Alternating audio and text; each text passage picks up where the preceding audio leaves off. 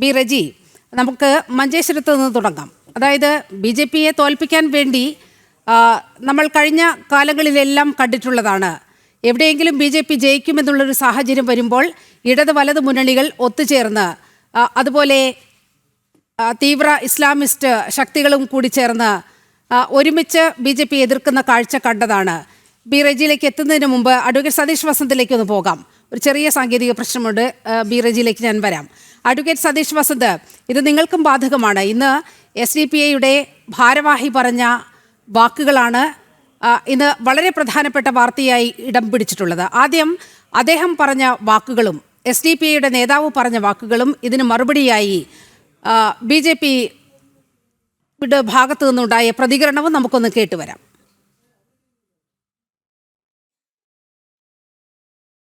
നിയമസഭാ തെരഞ്ഞെടുപ്പിൻ്റെ പ്രചരണത്തിൻ്റെ ഭാഗമായി ബഹുമാനപ്പെട്ട പ്രധാനമന്ത്രി ഈ മാസം 29-ാം തീയതി കേരളത്തിൽ എത്തിച്ചേരുകയാണ്. 2 ഘട്ടങ്ങളിലായിട്ടാണ് പ്രധാനമന്ത്രിയുടെ കേരള സന്ദർശനം ആലോചിച്ചിട്ടുള്ളത്. 1-ാം ഘട്ടം ഈ മാസവും 2-ാമത്തെ ഘട്ടം ഏപ്രിൽ ആദ്യത്തെ ആഴ്ചയുമാണ്.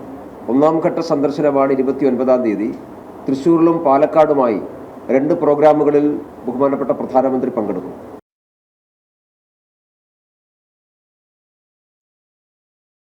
നമുക്ക് SDPI നേതാവിൻ്റെ വാക്കുകൾ കൂടി ഒന്ന് കേൾക്കേണ്ടതുണ്ട്. ചർച്ചയുടെ അടുത്ത ഘട്ടത്തിലേക്ക് അതിലേക്കൊന്ന് വരാം.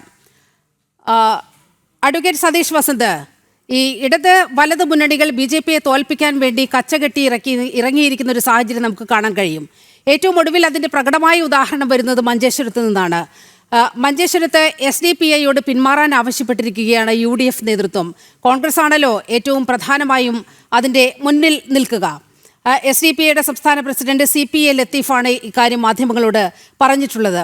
ഒപ്പം തന്നെ വേങ്ങര മണ്ഡലത്തിൽ അത് LDFിൻ്റെ ഒരു സ്ഥാനാർത്ഥിയെ പിന്തുണയ്ക്കാൻ വേണ്ടിയുള്ള ആഹ്വാനവും SDPIയുടെ ഭാഗത്തു നിന്നും ഉണ്ടാകുകയാണ്.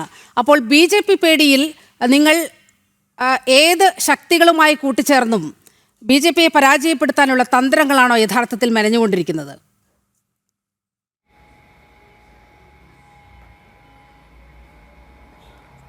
നോക്ക് നീലിമ, കേരളത്തിൽ SDPI ആയിരുന്നാലും പോപ്പുലർ ഫ്രണ്ട് ആയിരുന്നാലും അതുപോലെ തന്നെ RSS ആയിരുന്നാലും നമ്മൾ ഏറ്റവും കൂടുതൽ എതിർക്കുന്നതെന്ന് വെച്ചാൽ ഇവരെയൊക്കെയാണ്. അത് 2 കക്ഷികളെയും നമ്മൾ എതിർത്തുകൊണ്ടാണ് ഇരിക്കുന്നത്, ഒരു സംശയമില്ല. അങ്ങനെ ഇവരെ നിന്ന് വോട്ട് നമ്മൾ വാങ്ങിച്ചുകൊണ്ട് LDFനോ CPMനോ ഇവിടെ ജയിക്കേണ്ടത് ആവശ്യമില്ല. നിങ്ങൾ പറയുന്നു BJPയെ തകർക്കാമെന്ന്. നോക്കൂ, BJP കേരളത്തിൽ ഒരു അക്കൗണ്ട് പോലും തുറക്കില്ല എൻ്റെ നീലിമ. അത് എന്തുകൊണ്ടാണ്? ഈ കേരളത്തിൽ എന്ന് പറയുന്നത്, നിങ്ങളെന്ന് പറയുന്നത് വർഗീയതയും വെച്ചുകൊണ്ടാണ് സംസാരിക്കുന്നത്.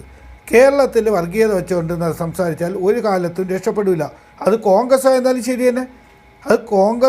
ശരി തന്നെ, SDPIയോ അതുപോലെ തന്നെ പോപ്പുലർ ഫ്രണ്ടിൻ്റെയൊക്കെ സപ്പോർട്ടോടുകൂടി ജയിക്കുന്ന വല്ല ഉണ്ടെങ്കിൽ അത് മിഥ്യാധാരണയാണ്. കേരളത്തിൽ എപ്പോഴും ഒരു മുന്നണി ജയിക്കുകയെന്ന് വെച്ചാൽ അത് ഭൂരിപക്ഷ വർഗീയതയായിരുന്നാലും ന്യൂനപക്ഷ വർഗീയതയായിരുന്നാലും ഏറ്റവും കൂടുതൽ എതിർക്കുന്നതെന്ന് പറഞ്ഞാൽ അത് CPM ആണ്, LDF ആണ്.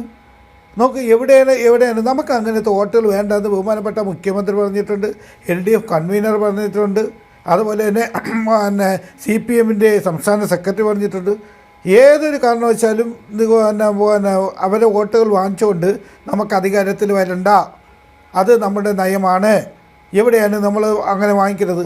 കോൺഗ്രസ് തന്നെ പറയുന്നത്, കോൺഗ്രസിൻ്റെ യൂത്ത് കോൺഗ്രസിൻ്റെ സംസ്ഥാന സെക്രട്ടറി അദ്ദേഹം തന്നെ പറയുന്നു, ഇപ്പം തിരുവനന്തപുരം വാമനപുരം അവിടെ നിർത്തിക്കുന്നത് SDPI സപ്പോർട്ടുള്ള സ്ഥാനാർത്ഥിയാണ്. അത് നമ്മളല്ല പറയുന്നത്, യൂത്ത് കോൺഗ്രസിൻ്റെ മുൻ സംസ്ഥാന സെക്രട്ടറിയാണ് യൂനുസാണ് പറയുന്നത്.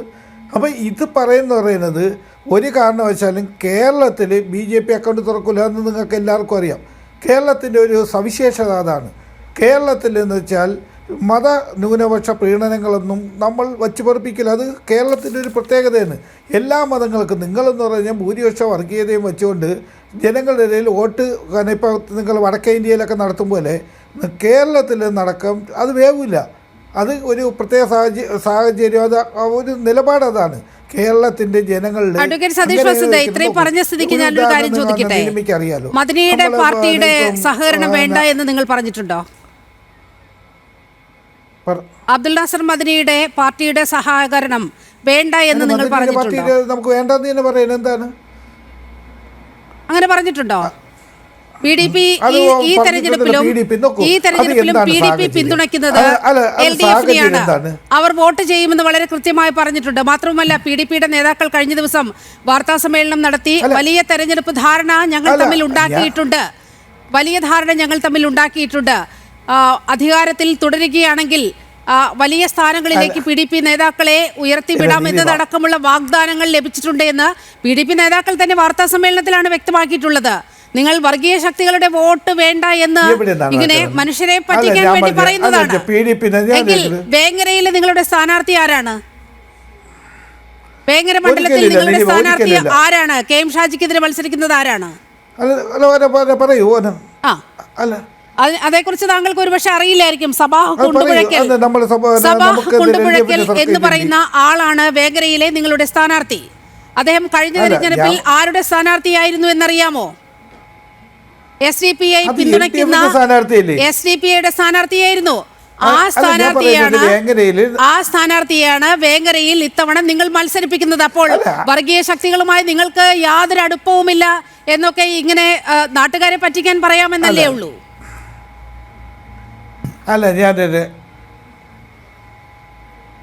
ഞാൻ ഒരു കാര്യം പറയട്ടെ, തിരിച്ച് ഞാൻ പറയട്ടെ. ഇപ്പം കോൺഗ്രസിൻ്റെ നമ്മൾ LDF-ൻ്റെ ആലപ്പുഴയിലെ G. സുധാകരൻ, അദ്ദേഹം നേരത്തെ CPM-ൻ്റെ സ്ഥാനാർത്ഥിയാണ്. ഇപ്പം ആരെ സ്ഥാനാർത്ഥിയായിട്ട് നിൽക്കുന്നത്? അതുകൊണ്ട് നേരത്തെ CPM-ഉം കോൺഗ്രസ്സായിട്ട് അവേരിയ ബന്ധമുണ്ട് നിങ്ങൾക്ക് പറയാൻ പറ്റും. സ്ഥലത്ത് നിൽക്കുന്നുണ്ട്.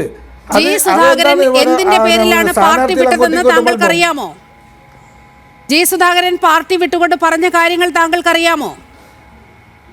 ആലപ്പുഴയിൽ വർഗീയ ശക്തികളുടെ വലിയ വളർച്ചയുണ്ട്,